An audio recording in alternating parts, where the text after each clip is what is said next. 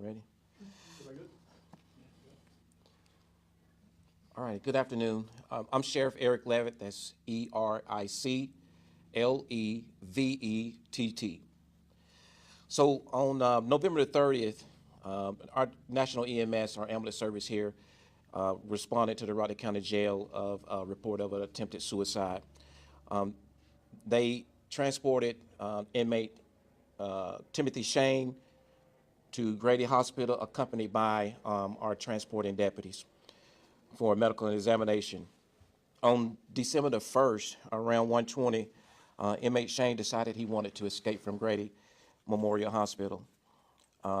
After he escaped, he then stole a vehicle that was parked and running in the area of Piedmont Avenue and Auburn Avenue. He crashed the vehicle into another vehicle as he fled. And let me make sure I express that no one was chasing him at the time and when he crashed into that other vehicle.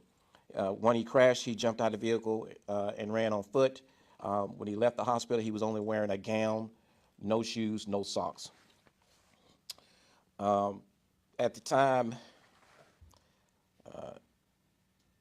inmate Shane, we knew that inmate Shane had a history of fleeing and stealing vehicles, which was a huge concern of ours once we learned that he had escaped from the hospital. Once we was notified, we launched units in the area of the hospital along with Atlanta PD was called, who assisted us, as well as Fulton County Sheriff's Office. Once Atlanta PD arrived on the scene to work the accident and speak with the owner of the vehicle, they discovered that a handgun was missing from the vehicle, and at that time we considered inmate Shane to be armed and dangerous.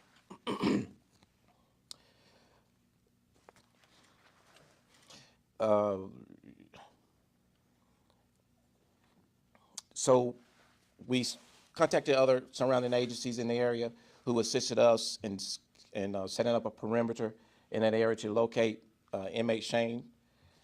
So we want to make sure that we give credit to Atlanta Police Department and Fulton County Sheriff's Office at the time, who arrived on the scene to assist us in that area. As I stated earlier, APD handled the accident. We allocated additional resources from the Rockdale County Sheriff's Office to respond to Atlanta to assist on the perimeter to locate inmate Shane.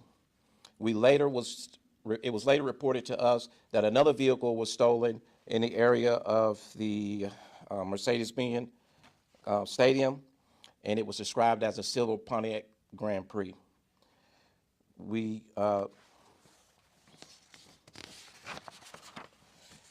As we were doing our investigation to track down that vehicle, we noticed that that vehicle had hit our flock in Rockdale County around 8:10 a.m. So we knew that he had gotten out of Atlanta early that morning. So our investigators was notified that the vehicle that he was driving was located in Henry County at the Publix on Highway 155. As we conducted further investigation, Henry County Police Department responded. Their investigators assisted. We looked at video footage and confirmed that it was inmate Shane who was at that Publix. During the course of that investigation, we learned that inmate Shane had a conversation with an individual in that parking lot. We was able to identify that individual who had no connections to inmate Shane, and the vehicle that he was driving was abandoned, which was recovered. Inmate Shane was later picked up, we discovered, through surveillance of the Publix by an Uber driver occupying a black SUV. Once we tracked down the black SUV, we learned that he was dropped off at a location in Rockdale County. We allocated our resources to that area where we learned that inmate Shane had connections to an address in the area of that location in Rockdale County. We came back to the office, we put undercovers in that area to watch that house, and we got a search warrant and we went and hit that residence. Once we hit the residence, we found several occupants of that residence, but inmate Shane was not there. However, he had been there earlier. During the course of the investigation, we learned that we received information that inmate Shane had made his way into Newton County and we received calls around 4:40 p.m. that he was at a Dunkin' Donuts on 278. He had contacted somehow a ride share who picked him up and dropped him off in the area, in the middle of the road, in the area of Old Monticello Way. Once we received that information, we allocated resources in that area on Old Monticello Way, and we contacted the Covington Police Department, who assisted us in that area. Covington PD began to receive tips that there was a white male knocking on doors in that area. The Covington PD units responded, as well as Rockdale Sheriff's Office units responded, and we deployed K9. K9 began tracking in that area.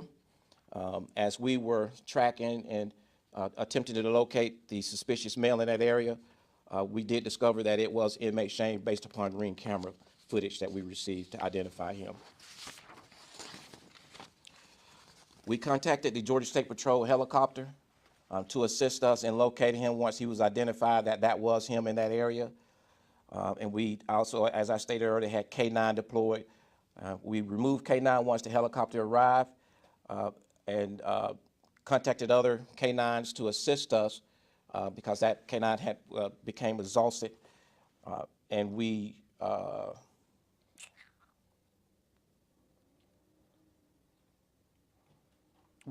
began to receive a call in the 900 block of Morris Drive of a male knocking on a basement door.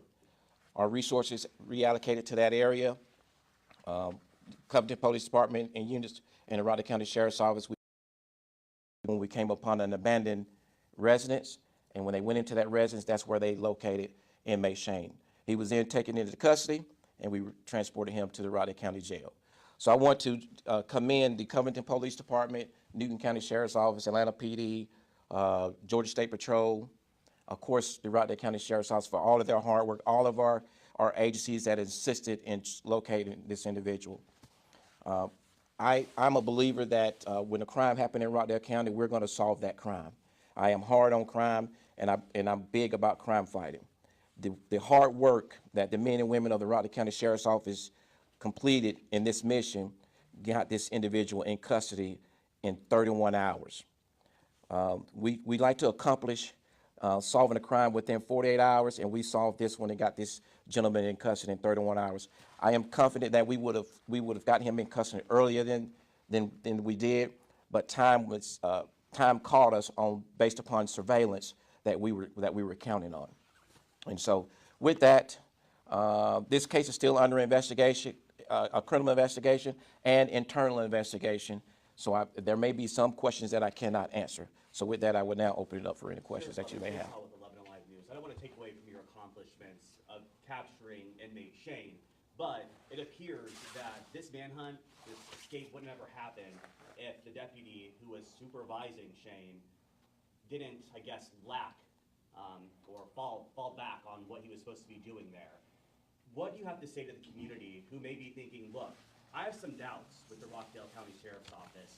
How do you answer that? How do you bring back trust? Okay, so no agency is perfect, and every entity, whether it's a governmental agency or whether it's corporate America, is gonna err from time to time. I cannot tell you that any errors was made in this case. As I stated earlier, there's an internal investigation that is being conducted. To use the words lack, I cannot confirm or deny that because it is an open investigation. There would be prejudgment on my behalf to say what an employee was lacked in doing, because we don't know exactly what they were doing.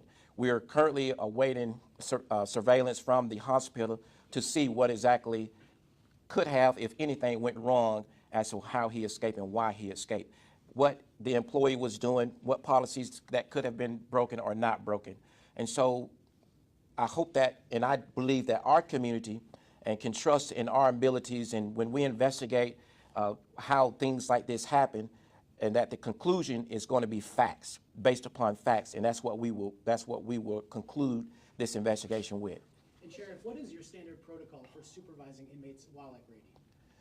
So, you said while they... The standard protocol, how many deputies are normally assigned to an inmate? What does that supervision look like? So it depends on the charges of the inmate, the category of the inmate. It could be anywhere from 1 deputy to 2 deputies an inmate. And in this case, it was 1 or 2. Well, in this case, there was 2 deputies at the time, and then it later was 1. And do you have an understanding of how he physically got out of the hospital? Well, my understanding would only be my opinion, and I don't want to exhort my opinion in the community. I want to rely on the facts of the investigation, at the conclusion of the investigation. Sheriff, to be clear, when you take someone to the hospital, is it the hospital's job to secure them, or is it the deputy's job to secure them? It's always the law enforcement job to secure an inmate that is in the custody of law enforcement. Will you be looking at your policies and procedures moving forward based on this happening, regardless of what went wrong? Will you be reevaluating that? Absolutely. We'll look at those policies, and if there's any accountability that need to be held, accountability will be held. I can guarantee you that. If there's any amendment to our policies that need to be done, those amendments will be done. I can guarantee you that. Anytime any incidents happen, whether it's a small incident or a minor incident, where we have to look at policies, we're going to always look at those policies, determine if anything needs to be changed, or to determine if anyone needs to be held accountable. Sheriff, my question to you, I think, quit beating around the bush about it, right, for us, there's a lot of concern. How the heck did this guy get out of the hospital, get past the deputy? What happened here, right? And I think that's the question we're not hearing. Yes, there's an internal investigation, but what have you guys reviewed? Have you guys looked at the body camera footage of what this officer was doing? I mean, I think people want answers, and I think they deserve answers. Okay, so these are the answers that I'll give you, and these are the answers that I'll give the community. Again, it would be a prejudgment of me to give you what if any little information that I know, because information can change based upon evidence that you collect and you have to review. I can tell you that the last time I had a briefing with my Office of Professional Standards, they were awaiting the surveillance video from inside of the hospital and the surveillance video from the exterior of the hospital. And so the same concerns that the community have, I and the members of this office have those same concerns. And I can tell you that if there's anything that an employee violated, that employee or any employees will be held accountable. That I can assure the public on. But I cannot tell you or the community anything that I may know that could change. And you know, telling you something that can change is just it would cause even more questions on my statements that I made. So I'd rather not tell you anything that's told. But what I can say is that that employee has been interviewed. So I hope that they will believe and trust that we're going to get to the bottom of it. I appreciate the honesty. Is this a particular employee or deputy suspended pending the outcome of an investigation? The employee was placed on administrative leave When did that happen? the same day. Well, I was told yesterday that he was not put on administrative leave and that he was still active. I don't know. The employee is placed on administrative leave. And Sheriff, even without that video, the surveillance video, what is the deputy's explanation? I mean, I'm sure they had to give some sort of reasoning for how this happened. I'm sorry, say that one more time. What was the deputy's explanation, even without this video? What did they tell you as to what happened in terms So I cannot release that information. I have not, in fact, to be completely honest with you, I have not asked the investigators for that information. I don't have any reason at this time to ask the investigators. I want them to do their job, and I want them to get to the bottom of it. And then once they conclude that investigation, I will then review that package at that time. If any further questions need to be asked, we will submit that back to that investigator to ask further questions and do more investigations. Sheriff, was he cuffed at any point in time while at the hospital? Yes, he was. So he must have gotten out of the cuffs himself, or was they administered? So again, I don't want to release this particular case, but what I will say as a response to any inmate that's in custody, and I will hope for any sheriff's office that has inmates in their custody, when the inmate is transported to a doctor's office or any facility outside of the jail, and even around the jail, they are cuffed and they're shackled. Oftentimes, for certain procedures and processes of a hospital, due to interference, such as MRIs, X-rays, CAT scans, those handcuffs or leg irons have to come off to keep from the metal interfering with those testing, so they can get accurate testing. And so that's the only thing that I would comment on that process. In terms of what happened with ours, because it's under investigation, I don't want to say anything any further on that. Was he in the detention wing, and how long did it take for? I'm sorry? How was he in the detention wing of the hospital, and how long was it before y'all realized that he was not there? To my understanding, he was not in the detention wing yet. He was going through some testing at the time that he escaped. Sheriff, I have a two-part question about the stolen cars. Okay, you talked about inmate Shane. You mentioned he had a history of this, so you were concerned about that. I want you to elaborate on that. And then I want to know, with the two stolen vehicles, were these carjackings? Okay, so to your first question, You said he had a history. You were so he concerned. he had a history of stealing vehicles, and he also had a history of being in possession of guns. So naturally, we have an inmate that's on the run. He's escaped, and he's in Atlanta, in the city of Atlanta, essentially the downtown area of Atlanta, where it's saturated with people and cars. So naturally, that's going to be a huge concern, not only to me, but any law enforcement agency, that when someone is desperate to get away, they're going to try to find those reasonable means to get away. It's not a bus or a train that they're trying to get on to get away. It is a car, especially one that has a history of stealing cars. And when you're attempting to steal cars, a concern of mine as any law enforcement is sometimes people would resist from those cars, those keys, or that car being taken, which can pose a physical threat to that individual. And we most certainly did not want an escaped inmate to cause harm to any public member or citizen. And so that's why it was a concern to me, and it was a concern to me that we needed to get him off the street because of that history. And did he carjack these people? Were they in the And car? so to that question, I am not aware of him committing any carjacking. There has not been any carjacking that has been reported to us. These were just running cars with nobody in them? One of the cars was running. I don't know the circumstances of the second car, but I can tell you it was not reported that it was a carjacking. So we saw the footage from inside of the squad car. Do you know if the officer's body cam was on during this entire time? I do not know. Quick question for you, Sheriff. Is the department kind of worried that other inmates will try to do the same since this first execute? As far as this sheriff's office, no. Again, if you want to just talk about this particular incident and that's how this incident happened, I can assure you that immediately after this incident happened, we began talking about, processes, our next processes if we have to transport an inmate outside of our jail. Even if we were following our current process, we talked about additional processes. We pride ourselves on the work that we do here in the security of our inmates and even transporting them. This is just one incident where an inmate escaped. How that inmate escaped, why the inmate escaped is under investigation, and we're going to determine how and why. Sheriff, I Sheriff, how talked to the specific is family your yesterday, policy? and they said that he has a long history of mental illness, including paranoid schizophrenia, along with drug use from the meth that he's done. How will he be treated now? Are things going to be different if he's going to go to a medical side, or I don't know what happens, but just curious.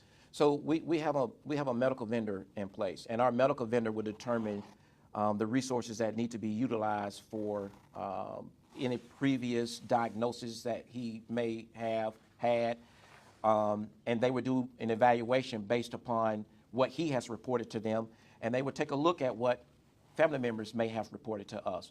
And so just because you receive that information doesn't mean that we have knowledge of that information, but when they come into the jail, we do an assessment of that individual with our medical. Sheriff, let me ask you, just back to your policy about transporting them to the hospital. I know you mentioned you went in for a CT scan, and you came out of the CT scan. Is there a policy, is it specific to say how soon the restraints have to go back on the inmates? Well, first of all, we will have that conversation with the medical staff that is doing the testing. And once that medical staff clears us, our hopes is that they're cleared immediately so that those cuffs can go back on. Based on my knowledge on testing, I don't know if any of you have ever had those kind of testings done.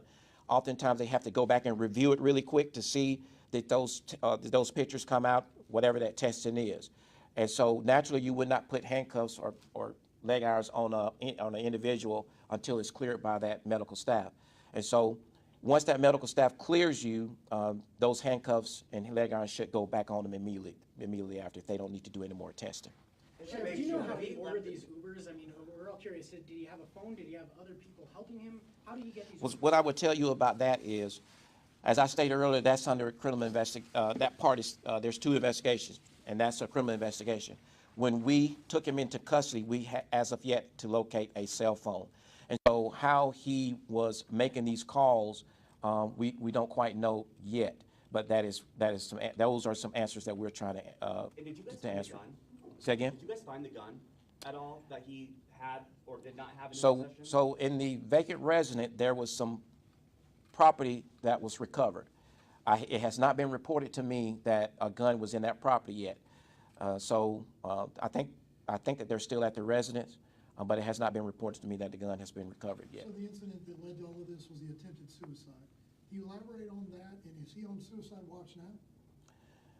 So, yes, we was lured to him on an attempted suicide. Now, what I would tell you that it is my belief that it was a staged suicide. And it's my belief based on information that was reported to us from interviews of the inmates that was in that cell as well. It is also our belief based on resources that we've reviewed that there was no one that was involved in this what I'm calling to be staged suicide cry out that he done. We heard no conversations with anyone that he talked to that aided in this. Now, after he escaped, if there was anyone that aided and harbored him, I can assure you that we would deal with them accordingly, but we have not discovered that as of yet. Now, the door knocking, I have a question about that. In one case, on some doorbell camera video, he approached somebody and said, hey, I've been out hunting all night. I need some water, I need some food. Was this the same message he was telling other people he was knocking on their doors? Was it the same kind of MO? What was happening there with these people? Seems like they would have been in pretty significant danger to come to the door. So as I wrap up with this last question, I would tell you that I heard that report as well, and that's the only person that reported that to us. I believe with the good works that y'all have done on this case and getting the story out and us putting information out on our Facebook page and all of our other social media resources, it made residents in areas of our communities that is connected to Rockdale County suspicious of anybody that would knock on the door such as that. And because that county was familiar with or knew that he was hanging out in that area, it made them even more suspicious that most people did not have a conversation with him. They immediately called it in. This particular resident had a conversation with him, and that's the only conversation that's been reported to me. All right, thank you all. Sheriff, to be clear, he's back at the jail now. He's back at the jail. Do you know his